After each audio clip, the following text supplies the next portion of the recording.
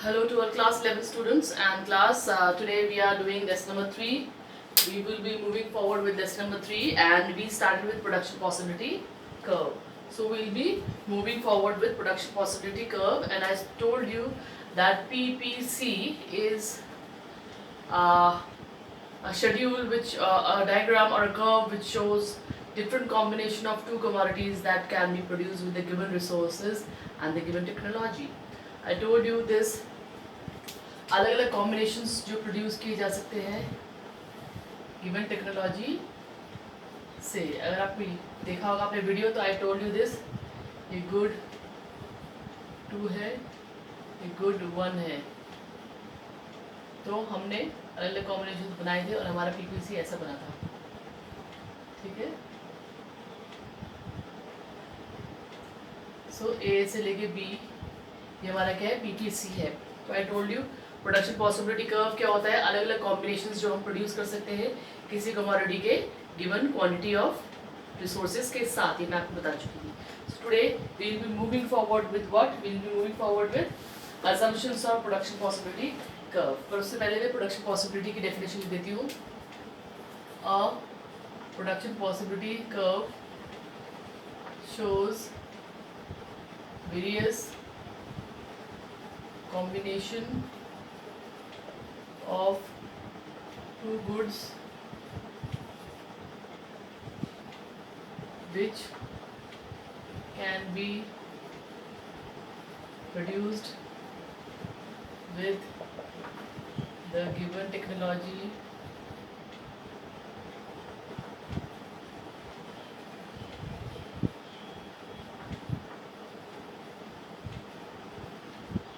ठीक है.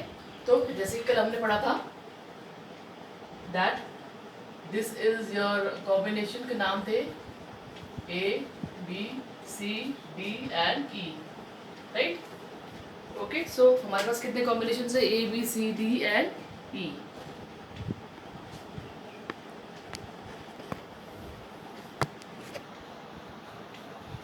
सो combination A B C D और ई कॉम्बिनेशन है हमारे पास. और हमारे पास यहाँ पे गुड 1 की चॉइस है, गुड 2 की चॉइस है. जब हम ये कुछ भी प्रोड्यूस नहीं कर रहे हैं तो इसको हम 15 कर रहे हैं. आई टोल्ड यू हमने इसको 1 प्रोड्यूस किया तो इसको घटाना पड़ा हमको, इसको 2 प्रोड्यूस किया तो ये 12 में आ गया, इसको 3 प्रोड्यूस किया तो ये 10 में आ गया, इसको 4 प्रोड्यूस किया तो ये 0 हो गया. ठीक है. ऐसा कुछ मैंने आपको कल बताया था. अगर आप कल का वीडियो देखोगे तो you will come to know what was that. ठीक है. सो बेसिकली हम क्या कर रहे हैं, on the PPC curve we are showing different combination of two goods that can be produced. Our production possibility curve is the curve which shows various combination of two goods that can be produced with available technique and with given resources. It depicts a society's menu of choices between two goods. As we know that produce तो वैसे भी हम बहुत सारे goods करते हैं, लेकिन here we are taking only two commodities क्योंकि हम पहले बात तो ये मान के चल रहे हैं कि हमारी जो इकोनॉमी वो क्या सिंपल इकोनॉमी. और सिंपल इकोनॉमीज वो इकोनॉमीज होती हैं जो क्या करती है, बिल्कुल सिंपल गुड्स बनाती है, लिमिटेड नंबर में बनाती है, बहुत ज़्यादा variety of goods they are not producing, right. And moreover as we have to explain you the whole PPC curve, so we cannot take all the production of goods and services. There are n number of quantity goods and services which are produced in an economy.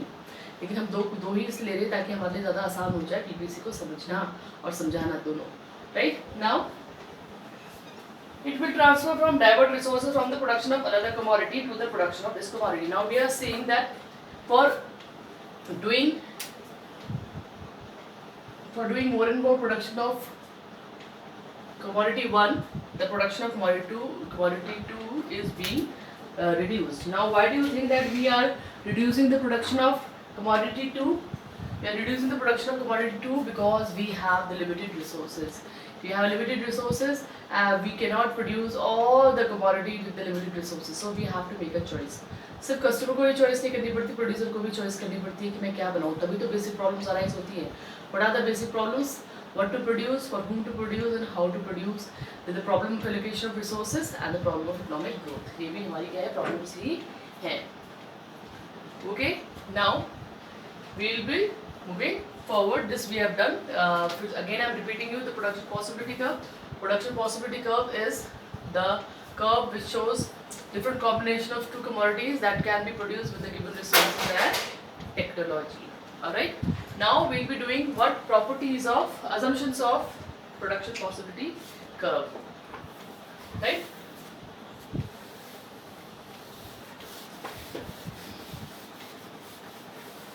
Assumptions of production possibility curve. You know that in economics we have to assume certain things before or after studying what the particular some theories, ठीक है? So we are reading PPC, then we have to assume certain things. हमें कुछ चीजें हैं जो मान के चलनी पड़ेगी. तो whenever in exams PPC is asked, you need to write assumptions. You have to write the assumptions. So assumptions of PPC of PPC, right? So there are how many assumptions? There are around 5 or 6 assumptions, 4 assumptions, 4 or 5 assumptions. So these are the assumptions. What are assumptions? Assumptions are those things जो कि reality में नहीं पर हमें मान के चलनी पड़ती है. तो जब आप production possibility curve पढ़ते हो तो आपको ये चीजें मान के चलनी पड़ती है. पहला क्या है? The amount of productive resources are fixed. The amount of productive resources are fixed.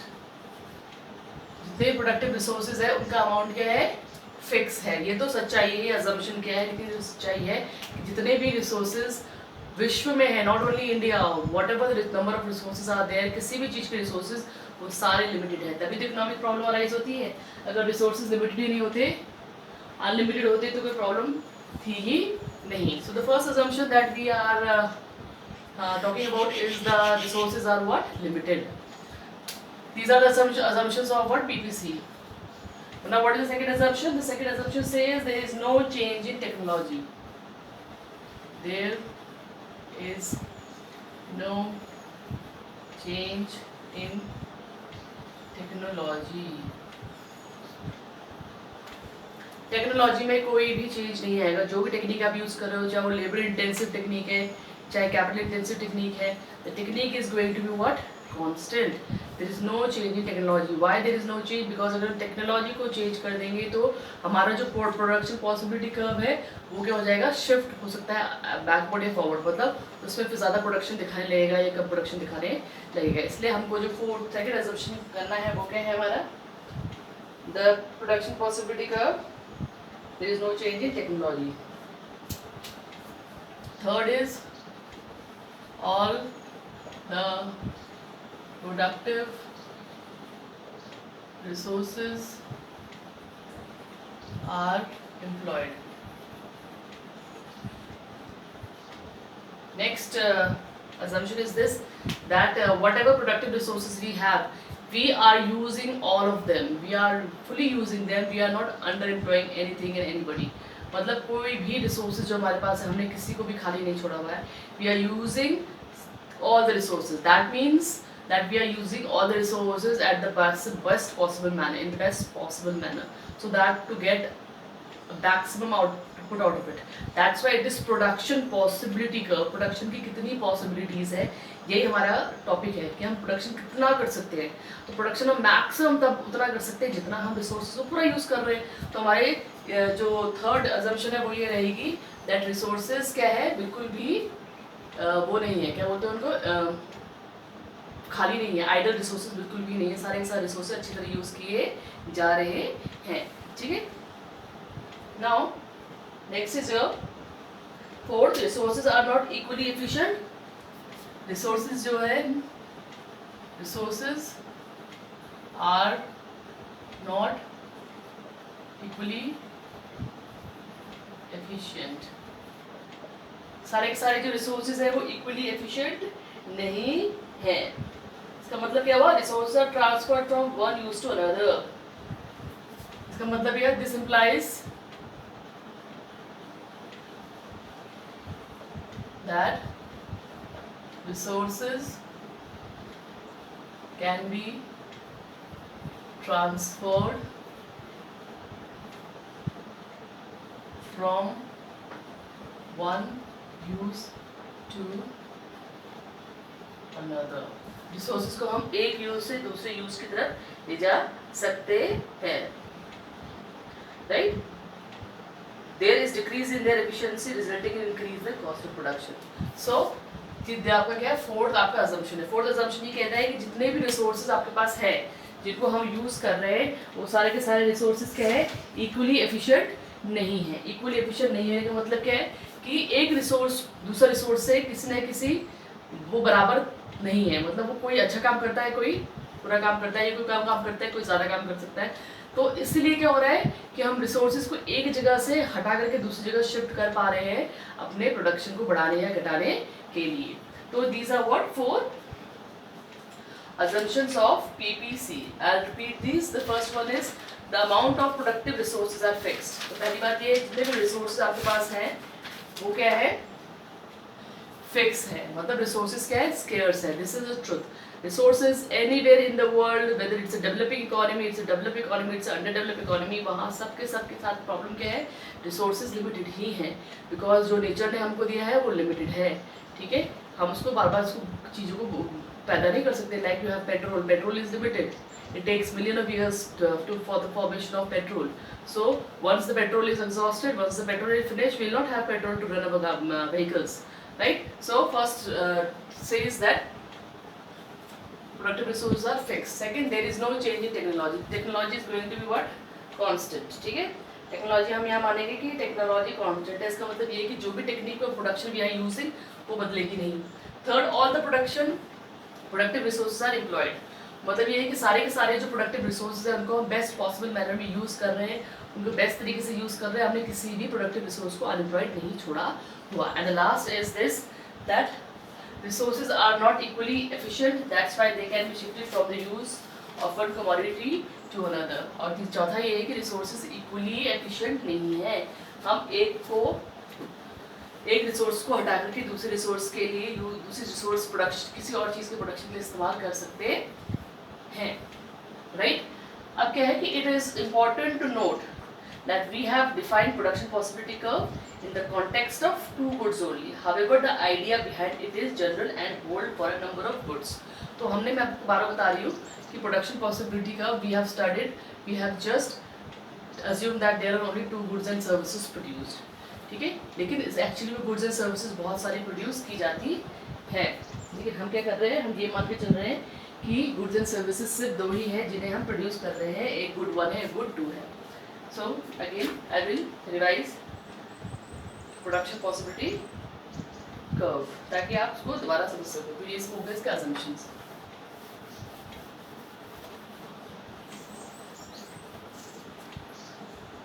So what we have studied is production possibility curve PPC. Definition क्या कहती है? Definition says that a production possibility curve is a PPC is what? A PPC is the curve which shows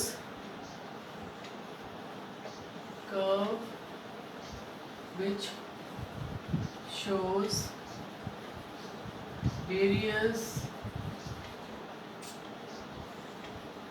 combinations of 2 goods that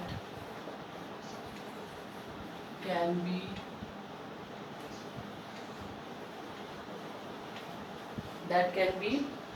produced with available technique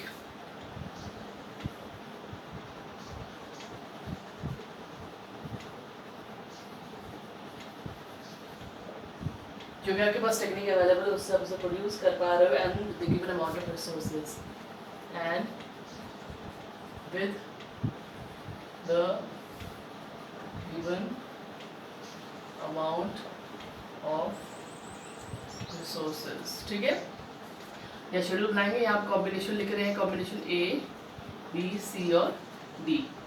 या हम good 1 produce कर रहे हैं, good 2, okay, good 1 and good 2।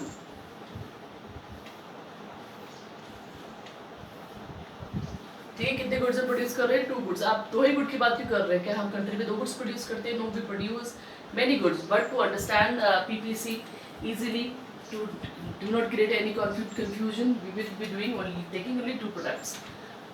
So good 1 जब कुछ नहीं produce करते हैं तो इसको 10 प्रोड्यूस करते हैं। when we are producing nothing in good 1, then we can produce 2। इसका मतलब क्या है कि हम सारे के सारे रिसोर्सेज 2 में लगाते रहे तो हम 10 बना पा रहे हैं उसको। जब हम इसका 1 बना रहे हैं तो उसको 8 बना पा रहे हैं, जब इसको 2 बना रहे हैं तो इसको 5 बना पा रहे हैं, और जब हम इसको 4 बना रहे हैं तो इसको 0 बना रहे हैं।